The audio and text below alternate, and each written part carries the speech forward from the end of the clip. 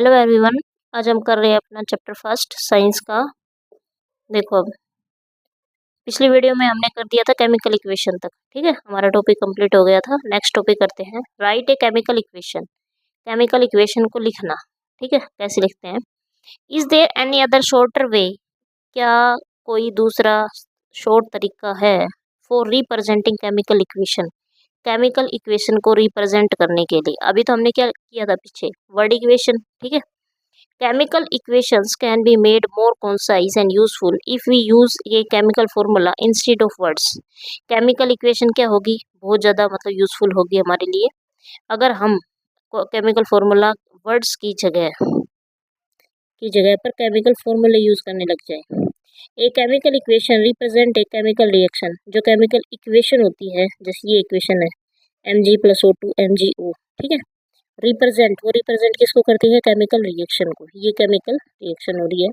If you recall formula of magnesium and oxygen and magnesium oxide, the above word equation can be written as. तो magnesium का symbol क्या होगा, Mg, oxygen का O2। ठीक है, magnesium oxide MgO बताया था मैंने। MgO कैसे बनता है, Mg सिंबल याद रखेंगे, ऑक्सीजन का O सिंबल याद रखेंगे, Mg का 2+, इसका 2 नेगेटिव, क्रॉस करवा देंगे। ठीक है, रिपीट कर रही हूँ मैं दोबारा इसको एक बार।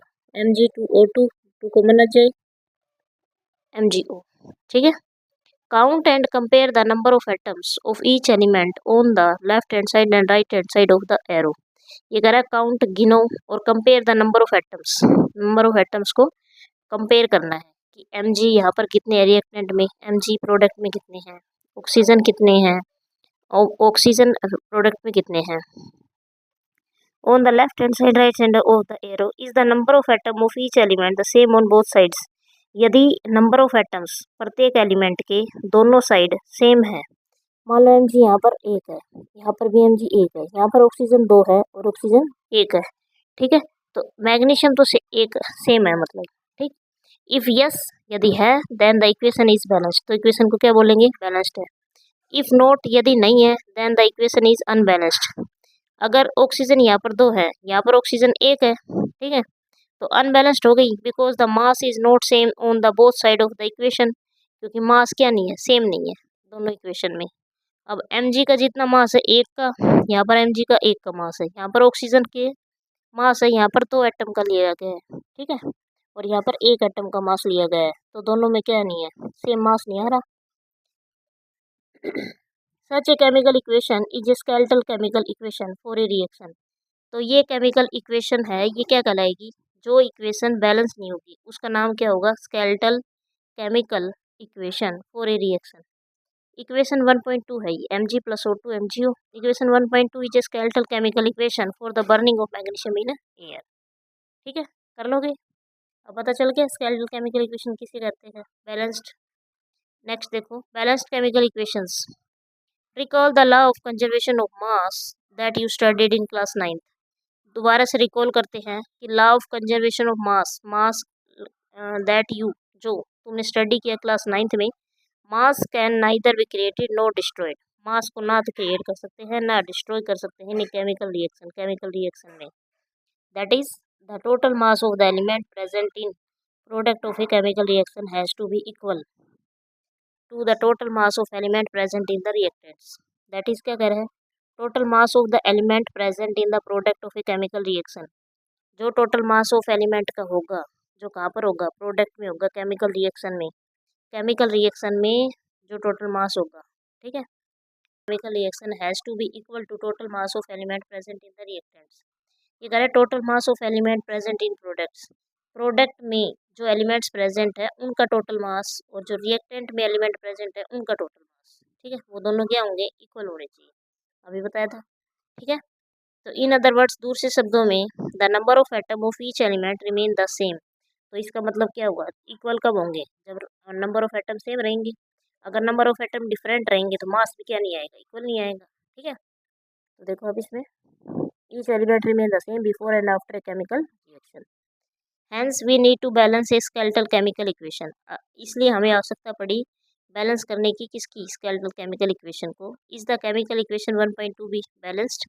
क्या केमिकल इक्वेशन 1.2 बैलेंस है। Let us learn about the balancing a chemical equation step by step. अब हम बैलेंसिंग के बारे में सीखेंगे, केमिकल इक्वेशन की बैलेंसिंग के बारे में सीखेंगे step by step. The word equation for activity 1.3 में बी रिप्रेजेंटेड एज, ठीक है। नेक्स्ट देखो, अब जैसे देखा जिंक, माइंड में वही आना चाहिए, जिंक आते ही जेडन इसका सिंबल होता है, +2 इसकी वैलेंसी होती है, ठीक है। और जेडन हो गया सल्फ्यूरिक एसिड, सल्फ्यूरिक एसिड का फॉर्मूला आपको पता है H2SO4, ठीक है। तो अब प्रोडक्ट कैसे बनेगा उसमें बताया था, प्लस वाला जाएगा माइनस वाले के पास, ठीक है। तो Zn+2 SO4 2 नेगेटिव, तो क्रॉस करवा दिया तो क्या बनेगा ZnSO4, क्योंकि 2 2 आ रहा है, कॉमन आ गया इसमें, तो क्या बनेगा ZnSO4 प्लस, और हाइड्रोजन गैस बच गई, ठीक है। तो द अबव वर्ड इक्वेशन में be represented as by the following chemical equation Zn H2SO4 ZnSO4 + H2। अब इसमें देखते हैं हम, Zn 1 है, यहाँ पर भी 1 है, SO4 1 है, 1 है, H2 2 2, ठीक है। तो इसका मतलब ये इक्वेशन क्या है, बैलेंस्ड है, ठीक है।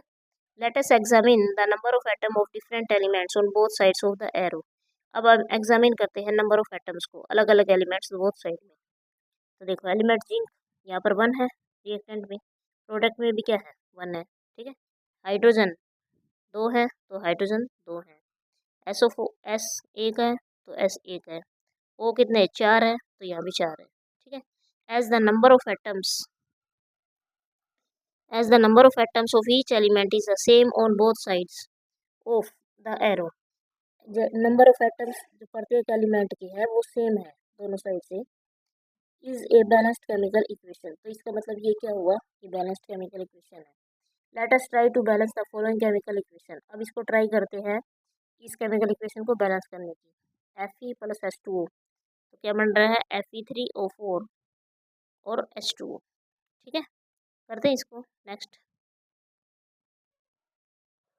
स्टेप फर्स्ट में क्या करना है, to balance a chemical equation को बैलेंस करने के लिए first draw boxes around each formula. तो प्रत्येक फॉर्मूला के पास क्या कर देंगे, इसमें थोड़ा कम दिखाई दे रहा है, अपनी बुक में देख लेना एक बार इसको। Fe + H2O है, Fe3O4 + H2, ठीक है। तो first draw boxes around each formula, तो फॉर्मूले के चारों ओर क्या बना देंगे, एक बॉक्स बना देंगे अलग अलग। Do not change anything inside the box, कोई भी चेंज नहीं करेंगे बॉक्स के अंदर, सारा चेंज मतलब बाहर ही होगा, व्हाइल बैलेंसिंग द इक्वेशन, जब इक्वेशन को बैलेंस कर रहे हैं। नेक्स्ट स्टेप है second step, list the number of atom of different element present in unbalanced equation. अभी बताया था कैसे बैलेंस करना है। Fe1 है, यहाँ पर Fe3 है, तो यानी Fe3 हो गई। हाइड्रोजन 1 है, 2 है सॉरी, यहाँ पर हाइड्रोजन 2 है, ठीक है। ऑक्सीजन 1 है, यहाँ पर ऑक्सीजन 4 है, ठीक है। कर लोगे। स्टेप थर्ड देखो, it is often convenient to start balancing with the compound that contains the maximum number of atoms. तो अब क्या करना है, बैलेंसिंग करना है with the compound that contains the maximum number of atom, जिसके अंदर क्या होंगे, बहुत सारे एटम होंगे। इट मे बी रिएक्टेंट और ए प्रोडक्ट, तो ये क्या हो सकता है, एक रिएक्टेंट भी हो सकता है, प्रोडक्ट भी हो सकता है। In that compound select the element which has the maximum number of atom, उस एलिमेंट को सिलेक्ट करो जिसमें मैक्सिमम नंबर ऑफ एटम्स हो। Using this criteria we select Fe3O4, तो उसका क्राइटेरिया का यूज़ करते हुए हम सेलेक्ट करते हैं Fe3O4 and the element oxygen in it.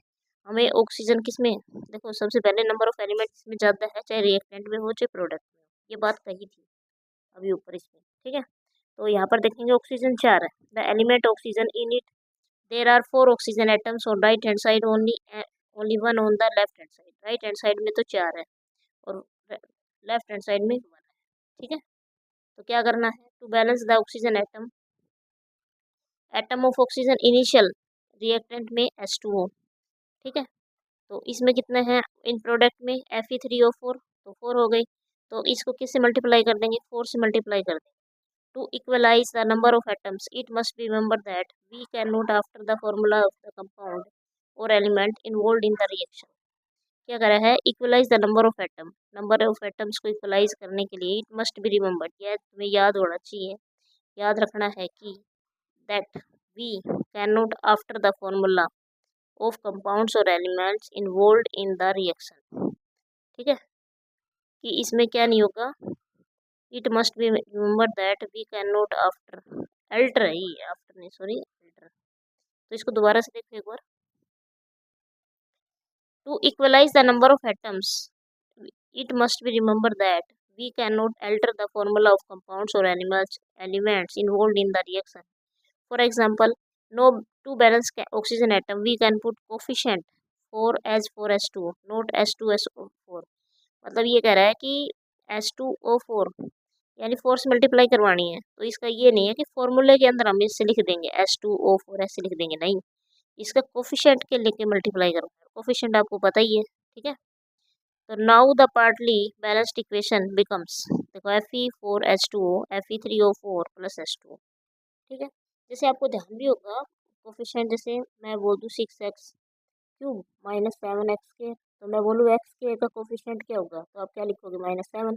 तो इसी तरह जो 4 मल्टीप्लाई में आएगा, जो कह रहे हैं कंपाउंड के एलिमेंट्स इन्वॉल्व नहीं होने चाहिए, इसी में यही बात बोल रहे हैं, ठीक है। फॉर्मूला नहीं होना चाहिए। फॉर्मूला कैसे नहीं होना चाहिए, अब H2O को 4 से मल्टीप्लाई करवानी है, तो 4H2O4 नहीं लिखना कि कंपाउंड के अंदर एलिमेंट के अंदर नहीं जाना, बाहर कोफिशिएंट के रूप में लिखना है इसको, ठीक है।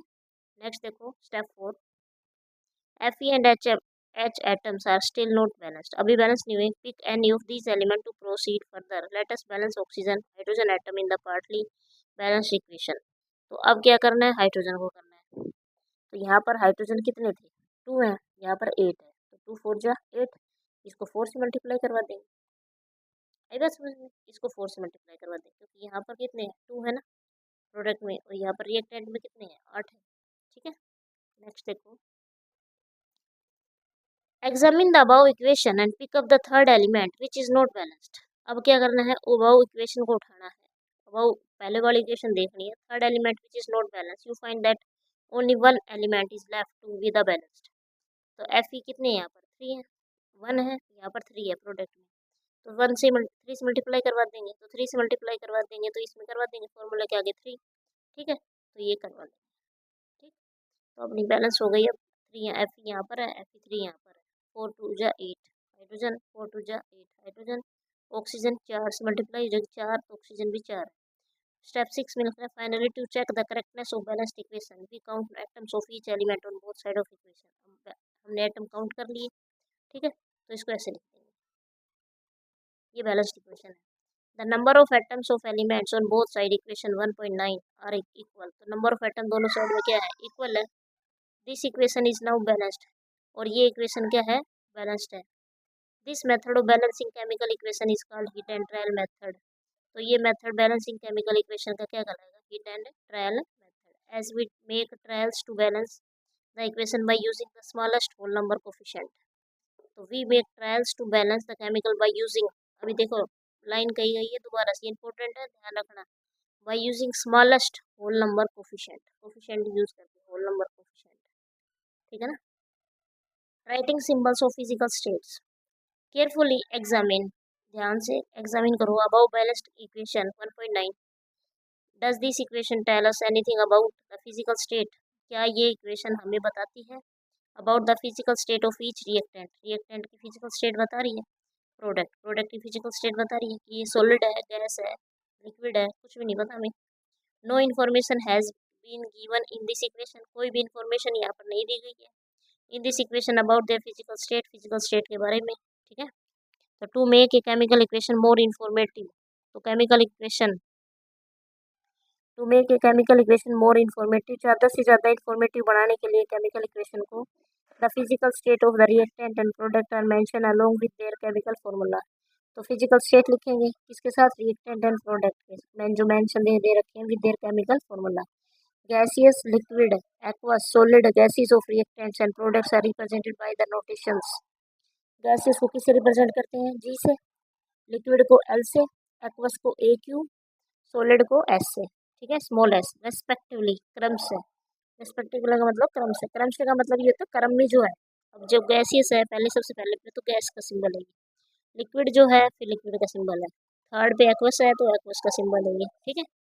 The word aqueous is written if the reactant और product is present as a solution in water. तो वर्ड एक्वस जो देखो ये वर्ड एक्वस है ना, ए क्यू इज रिटन, लिखा गया है, इफ द रिएक्टेंट और product is present as a solution in water, कोई भी प्रोडक्ट या रिएक्टेंट है जो पानी के अंदर सॉल्यूशन होगा जिसका, इसलिए इसको एक्वस लिखा है। ठीक है, वाटर में घुला हुआ मिलेगा। Fe4H2O plus Fe3O4 4H2। देखो इसमें Fe यहाँ पर क्या लिया गया है, सॉलिड। एस से क्या रिप्रेजेंट हो रहा है, सॉलिड लिया गया है। H2O गैस, G से लिया गया है, पानी को G से। Fe3O4 सॉलिड से, 4H2 गैस से। Note that the symbol G is used with H2O to indicate that, जो सिंबल G है वो H2O के साथ लिया गया है टू इंडिकेट करता है दैट कि in this reaction water is used in the form of steam. जो वाटर है, अब ये जो पानी है ये किसकी फॉर्म में है, स्टीम, भाप की फॉर्म में है, इसलिए गैस लिखा गया है। ठीक है, नहीं तो लिक्विड लिखा जाता है। Usually physical state are not included in chemical equation unless it is necessary to specify them. ठीक है, आगे देखो, sometimes the reaction condition such as temperature, pressure, catalyst etcetera. कुछ समय के लिए रिएक्शन कंडीशन, जो कंडीशन दी जाती है भाई ये कंडीशन होनी चाहिए फुलफिल, तभी हम ये रिएक्शन आगे होगी। जैसे टेम्परेचर, इतना ही टेम्परेचर पे काम होगा उस रिएक्शन होगी। ठीक है, प्रेशर, जितना हमने प्रेशर की आवश्यकता होती है उस रिएक्शन के लिए, कैटलिस्ट की आवश्यकता होती है। For the reaction are indicated above and और below the arrow in the equation. जो इक्वेशन के क्या होते हैं, अबव या बिलो। इक्वेशन के अबाउ लिख रखा 340 एटमोस्फेरिक प्रेशर। ये प्रेशर की बात कर रहा है कि भाई ये इक्वेशन को करने के लिए हमें किसकी, क्योंकि गैस गैस है, लिक्विड में बदलना है तो प्रेशर लगाया जाएगा इसके ऊपर। ठीक है, दूसरी बात है, एरो हेड के ऊपर जैसे लिखा जाता है सनलाइट, नीचे लिख रखा है क्लोरोफिल। इसका मतलब क्या हुआ, सनलाइट की भी जरूरत होती है और क्लोरोफिल की भी जरूरत होती है। ठीक है, ये equation 6CO2 plus 12H2O C6H12O6 6O2 plus 6H2, ये इंपॉर्टेंट रिएक्शन है और ये सारी याद कर लेना आप। ठीक है, नेक्स्ट देखो, using this step can you balanced equation 1.2 given in the text earlier. ठीक है, नेक्स्ट करते हैं अब। आगे देखो, एनसीईआरटी क्वेश्चन है जो बहुत जरूरी है, क्वेश्चन नेक्स्ट वीडियो में करते हैं। Thank you.